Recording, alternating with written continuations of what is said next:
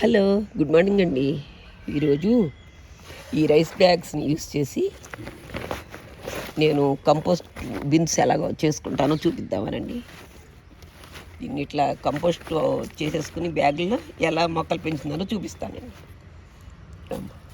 First ఇలా ఎండిటాకులు వేసేసుకోవాలి. ఇలా ఎండిటాకులు వేసేసుకుని తర్వాత కూరగాయలు వేసేసి ఇలా కూరగాయలు సెకండ్ లేయరు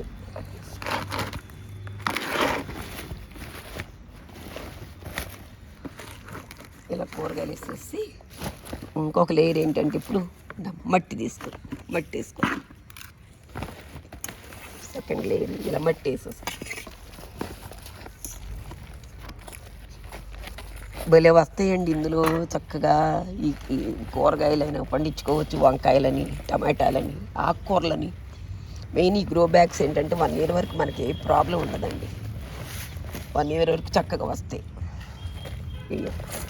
ఇప్పుడు మళ్ళీ ట్రయల్ యూస్ చేద్దాం.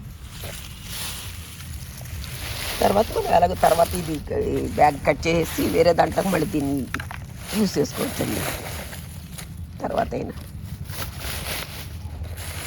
మళ్ళీ కాయగూరలు వేయమ్మా.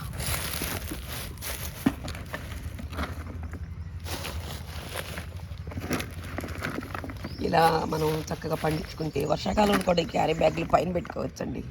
కింద కాకుండా పైన ఎక్కడన్నా మనం ఇంట్లో ఏ వరండాలోనూ ఎక్కడో చోట పెట్టుకోవచ్చు. జలుబు వేసింది బాగా. ఎండుటాకులు వేసాము.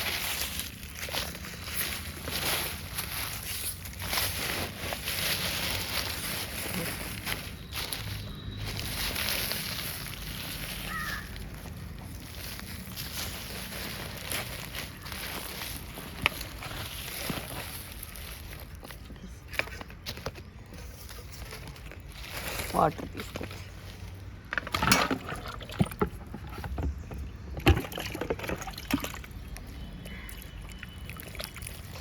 ఇలా చేసి పెట్టుకుంటామండి. వర్షాకాలం నాటికి చక్కగా టమాటా మొక్కలు, వంకాయ మొక్కలు ఒక్కో మొక్క పెట్టుకుంటే భలే వస్తాయండి.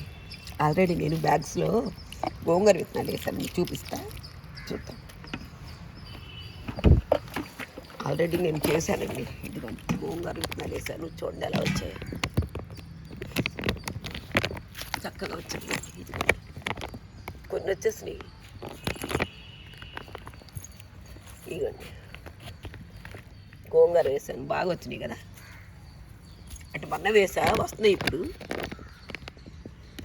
వీడియో నచ్చితే లైక్ చేయండి, షేర్ చేయండి, సబ్స్క్రైబ్ చేయండి. థ్యాంక్స్ ఫర్ వాచింగ్ అండి.